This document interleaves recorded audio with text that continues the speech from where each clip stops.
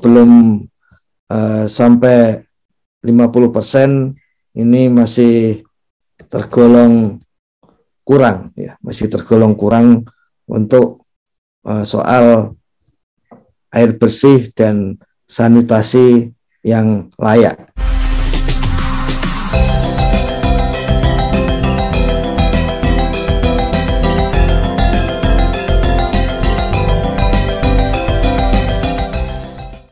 Malam-malam jaga bersama di gardu, minum kopi sambil menghisap cerutu. Nah, ini khasnya bapak-bapak nih.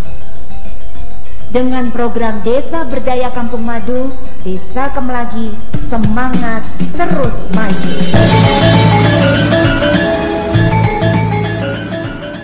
Kalau kita lihat di hasil ini, kembali kita mengambil contoh dari Kedungrejo, Kecamatan Waru, Sidoarjo.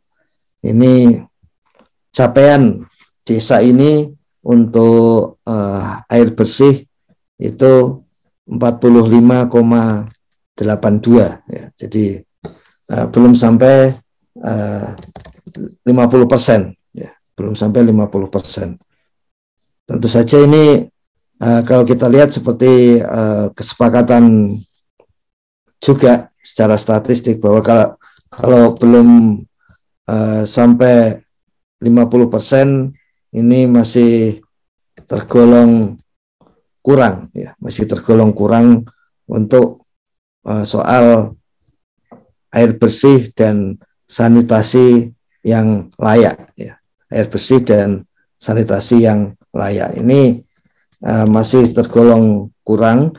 Nah, kurangnya berapa di situ sudah terbaca ya, sudah terbaca berapa kurangnya.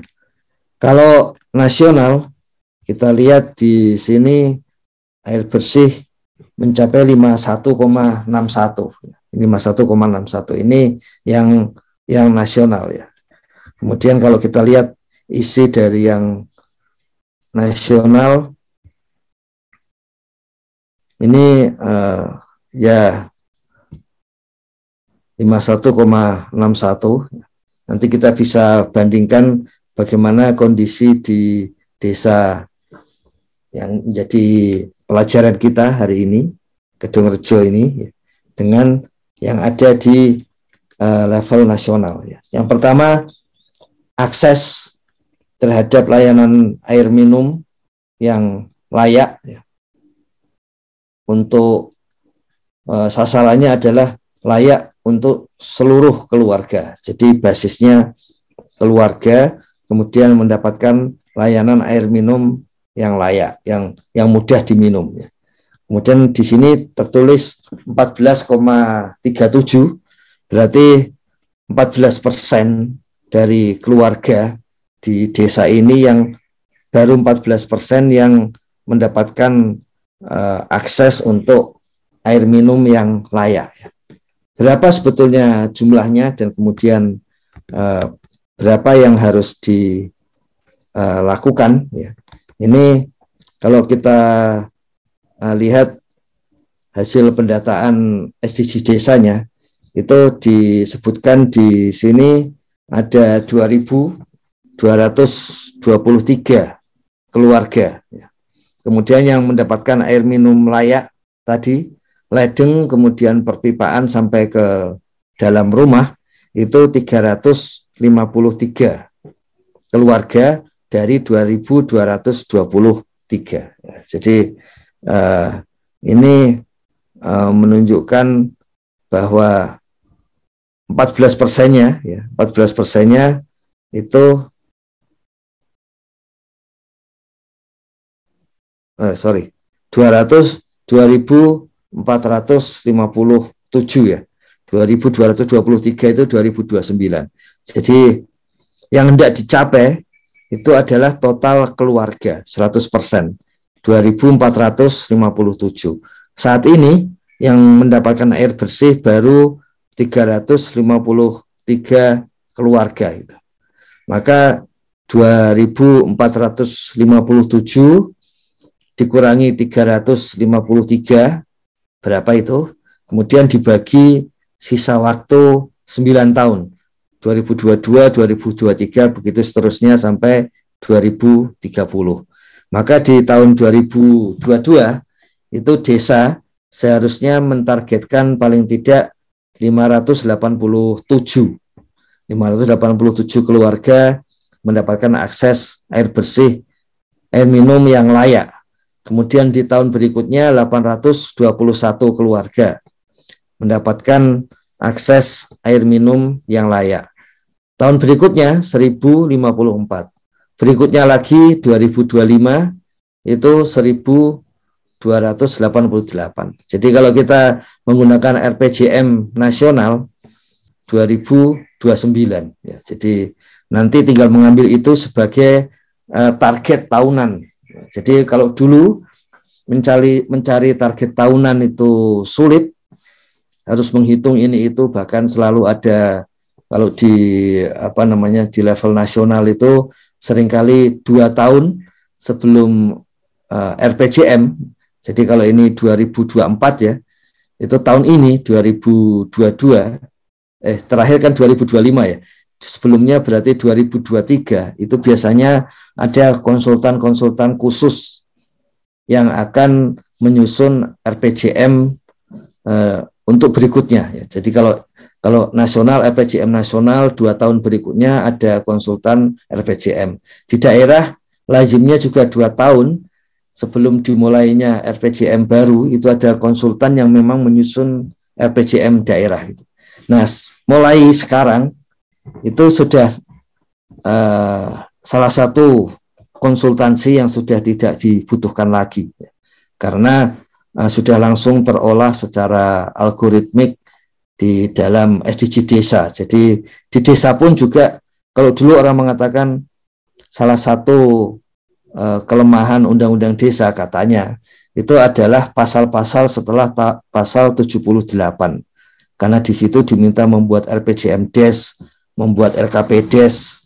Kalau kita baca clipping-clipping di sekitar tahun 2014, 2015 begitu, itu kritik yang muncul antara lain seperti itu. Nah, tahun ini semua kritik dan problem seperti itu terselesaikan ya. Karena algoritma dari SDG desa sudah langsung menyusun 2000 mau berapa saja dari 2022 sampai 2030 ya. Ada beberapa desa di kemarin menyampaikan WA desa kecamatan kabupaten kami di tahun ini itu ada pilkades di bulan Maret. Berarti 3 bulan setelah itu perlu menyusun RPJM Des. Kemudian karena itu ingin memastikan bahwa migrasi data SDG desanya harus selesai. Dan itu salah satu yang disinggung oleh Gus Halim, salah satu instruksi Gus Halim bahwa migrasi disaksikan oleh publik umum harus selesai di bulan Januari. Sehingga tadi antara lain beliau ya dari WA tersebut memang ada kebutuhan segera. Jadi desa-desa yang pilkades awal tahun ini menyusun RPJM Des untuk 2022 sampai 2022, 23, 24, 25, 26 sampai 2026, tinggal memotong tahun 2022 sampai 2026. Kalau RPJM Des-nya mulai 2023, tinggal memotong target 2023 sampai 2027. Begitu juga rencana revisi RPJM Des di beberapa daerah yang akan menggunakan SDG desa juga tinggal memotong sampai akhir tahun RPJMD itu ya. Jadi hal-hal yang dulu dianggap mustahil sekarang menjadi mudah. Sebetulnya yang membuat mudah ya karena ada datanya sih. Kalau membuat algoritma itu kan sudah biasa dilakukan para konsultan sejak adanya sejak reformasi, ketika muncul berbagai rencana-rencana pembangunan jangka menengah dan jangka panjang yang harus disusun masing-masing daerah gitu. Kalau dulu sebelumnya itu bisa tersusun secara nasional ya. Jadi di sini langsung kelihatan targetnya. Jadi targetnya terselesaikan 2.457 keluarga. Saat ini ada 353 keluarga yang mendapatkan air minum layak gitu. Makanya kemudian ada target tahunannya. Bagaimana dengan sanitasi?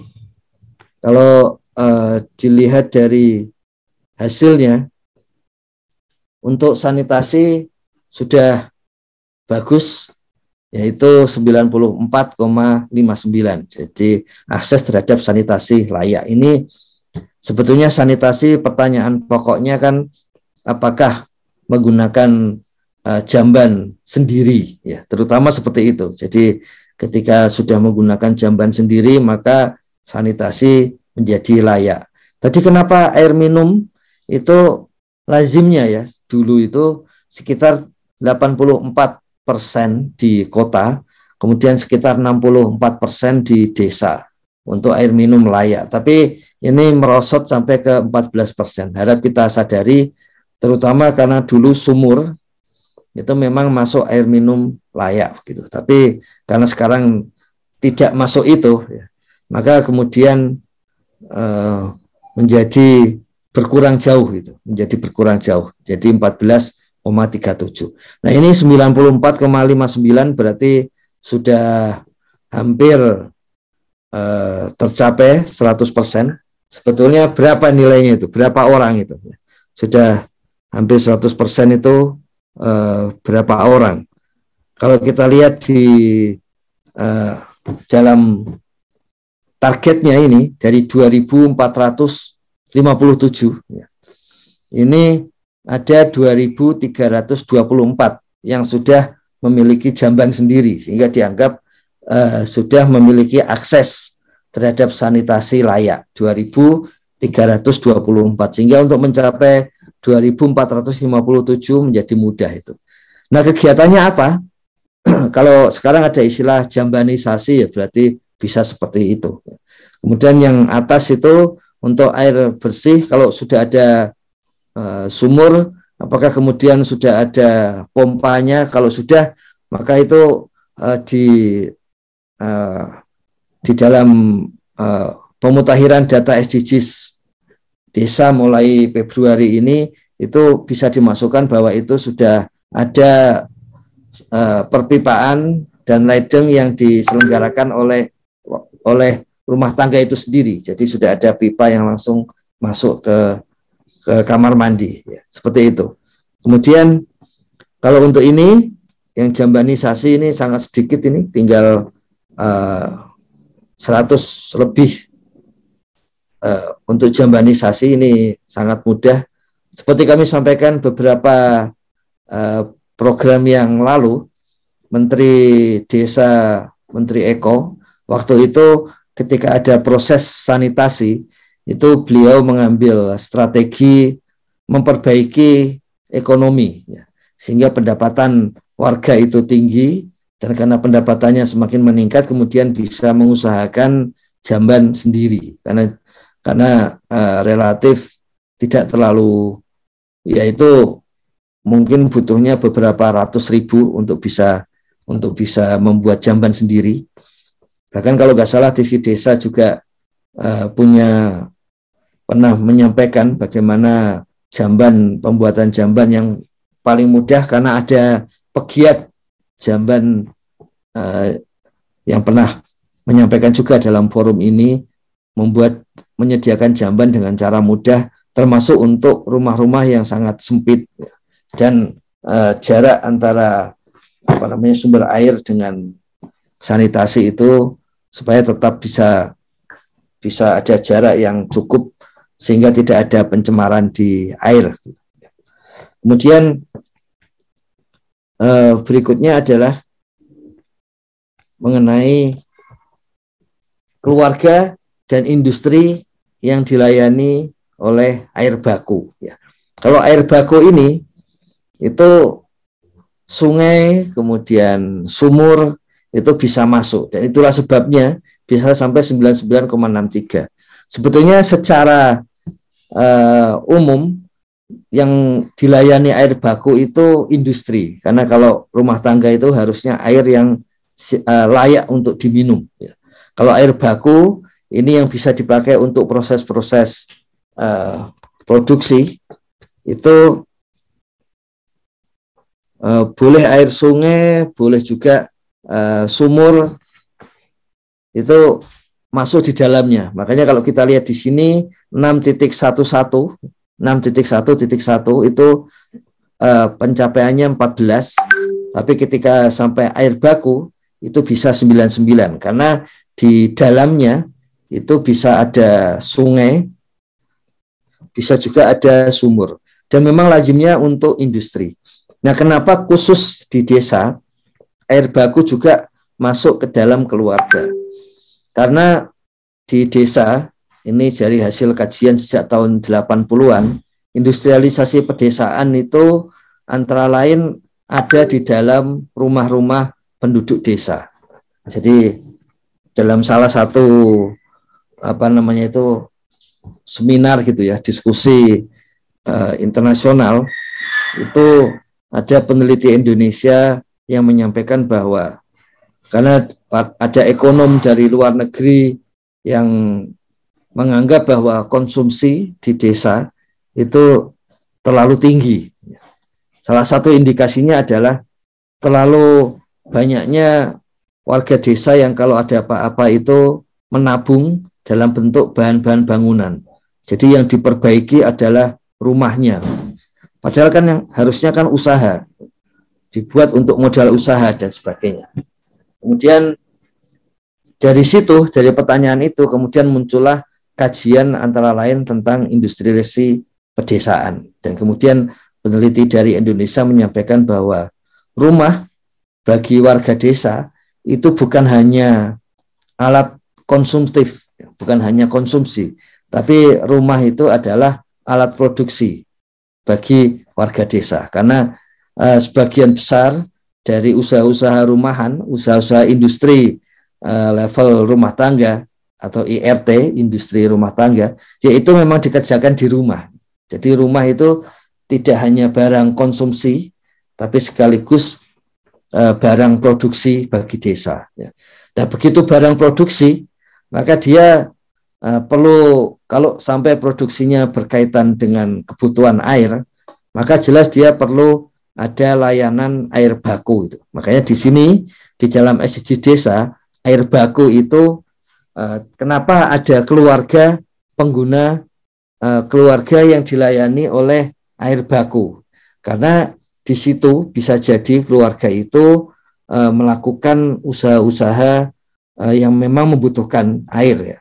Misalnya apakah itu usaha makanan dan minuman, kemudian mungkin juga usaha lain yang perlu dibersihkan dengan air begitu setelah jadi.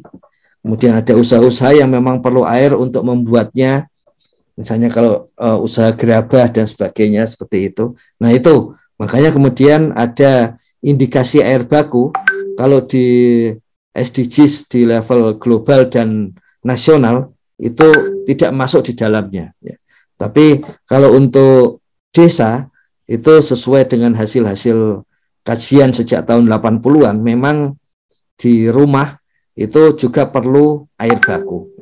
Bahkan sekarang dengan adanya pandemi dan kemudian sekaligus penguatan telematika, industri-industri yang berbasis telematika, baik itu karena perdagangan tapi dilakukan di rumah ya, perdagangan dilakukan di rumah berupa online seperti itu atau hal-hal yang lain, maka semakin kentara bahwa rumah itu tidak hanya barang konsumsi, tapi sekaligus barang produksi ya, untuk semua hal. Nah di desa sudah ada kajian sejak lama. Jadi ketika sekarang rumah dijadikan barang produksi, itu di pengetahuan kita tentang rumah sebagai alat produksi di desa sudah paling tidak dari tahun 80-an itu yang sangat mengemuka sampai sekarang. Nah di sini sudah 99,63. Sudah pasti itu karena memang tadi boleh dikatakan indikatornya lebih longgar lagi karena di sana ada sungai dan sumur, jadi kita bisa lihat yang dilayani air baku 2.448 dari 2.457. Jadi tinggal 9 rumah di desa ini yang belum dialiri, belum bisa mendapatkan layanan air baku. Jadi kita lihat seperti itu. Kemudian karena itu kemudian tiap tahunnya semakin mudah. Tentu saja ini desa karena cuma 9 keluarga, desa bisa saja membereskan sekaligus sekali jalan gitu. Tapi tentu saja kita mengetahui kondisinya. Jadi kalau rumah-rumahnya itu relatif berderetan begitu, maka satu kali usaha, satu kali upaya pembangunan untuk layanan air baku atau nanti air minum, air bersih, itu kemudian menjadi mudah karena sekali jalan. Tapi kalau ternyata 9 keluarga ini tempat tinggalnya berbeda-beda RT, nah itu perlu strategi yang lain lagi, mungkin dengan bantuan tetangga-tetangganya. Tapi 9 keluarga di dalam desa, kalau gotong royong dikuatkan tentu saja itu mudah sekali tercapai langsung di 2022. Tidak usah nunggu 2030 gitu. Kemudian berikutnya adalah berkaitan dengan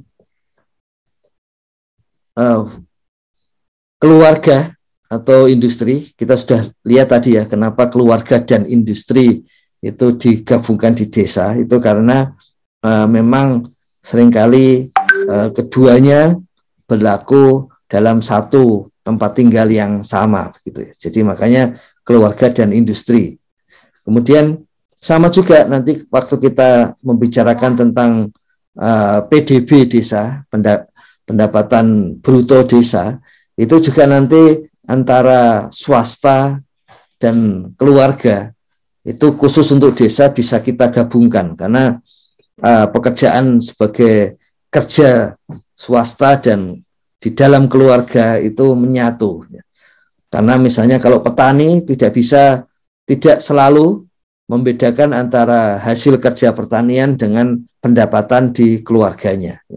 Kecuali petaninya berbentuk industri yang memang keuangan pertanian berbeda dengan keuangan dalam keluarga, itu bisa. Tapi kalau masih menyatu, maka itu sekaligus usaha sekaligus keluarga, sehingga mencari pendapatan keluarga sekaligus usaha itu menjadi mudah, bisa digabungkan keduanya. Ini juga sama, tidak hanya pendapatan tapi juga dalam hal alat produksi, antara rumah sebagai alat konsumsi dan rumah sebagai alat produksi itu tergabung ya. Jadi di sini keluarga dan industri gitu, pengguna fasilitas air limbah dan lumpur ini rumput tinja mencapai 100% ya. Memang ini agak jarang ya keluarga yang punya fasilitas seperti ini gitu. Makanya memang menjadi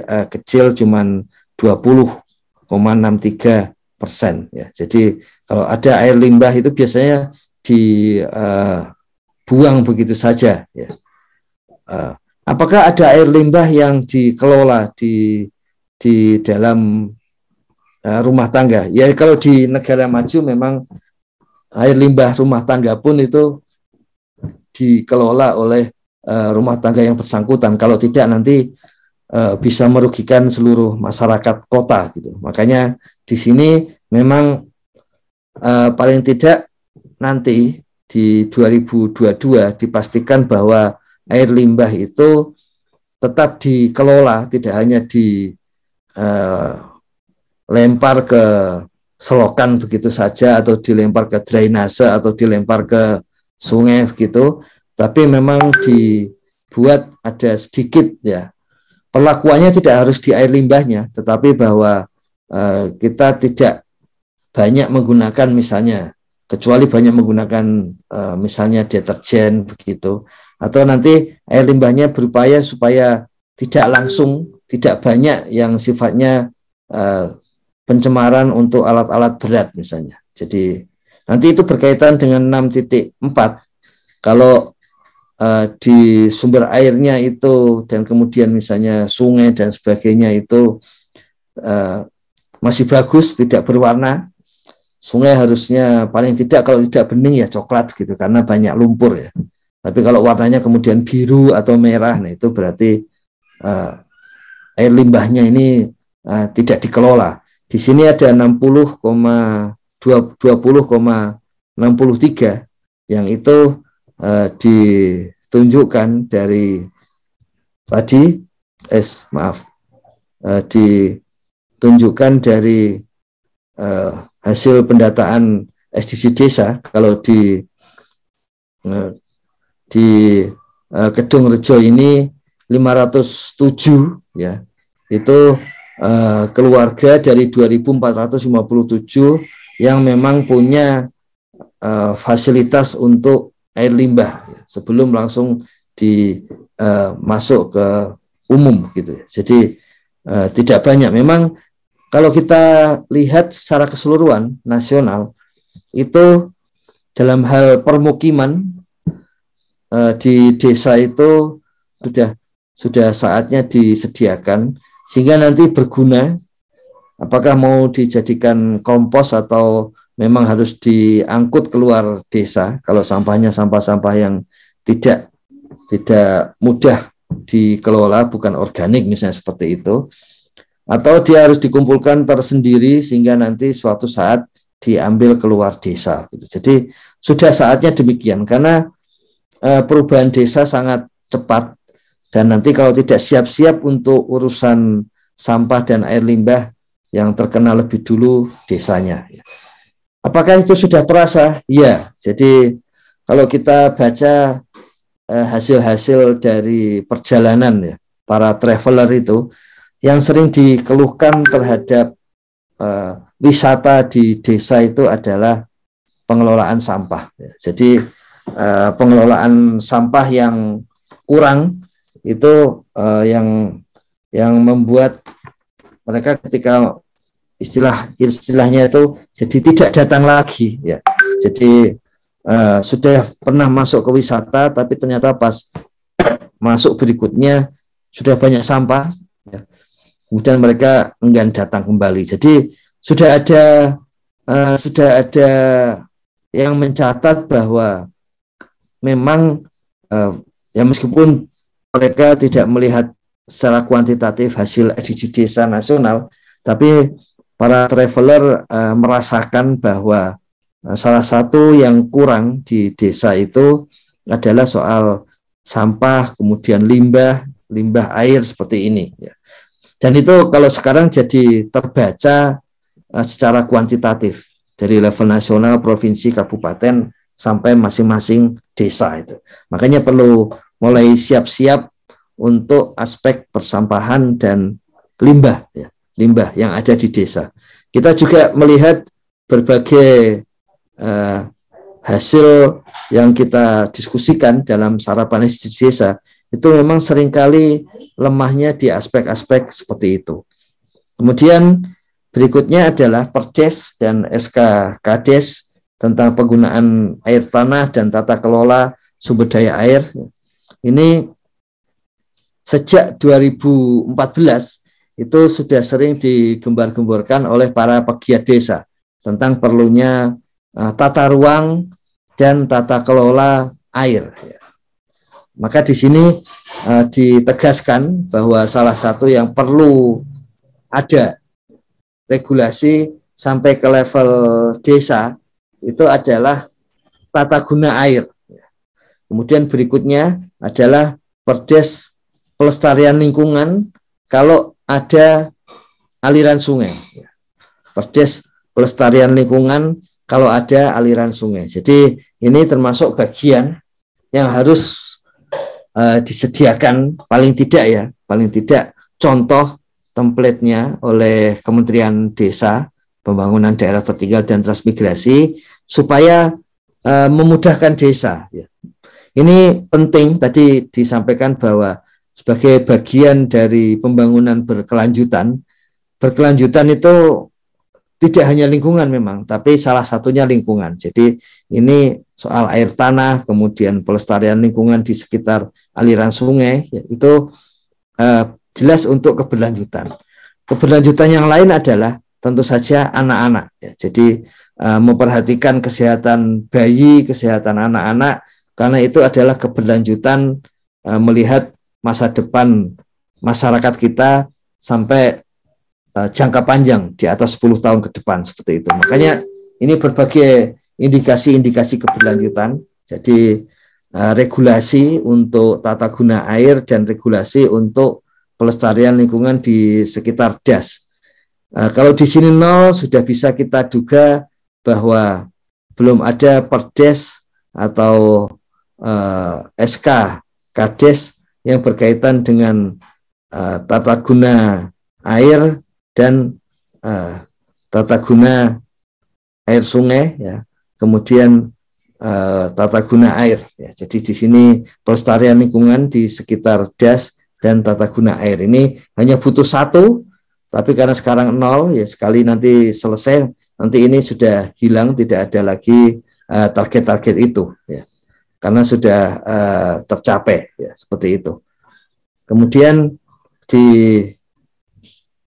selanjutnya, di sasaran selanjutnya adalah kalau di desa itu dilewati air sungai, ya, maka air sungai, kemudian air danau yang ada di desa tersebut, ini cara yang paling mudah, karena di dalam berbagai indikator SDGs nasional itu antara lain diminta dengan indikator-indikator laboratorium, ya.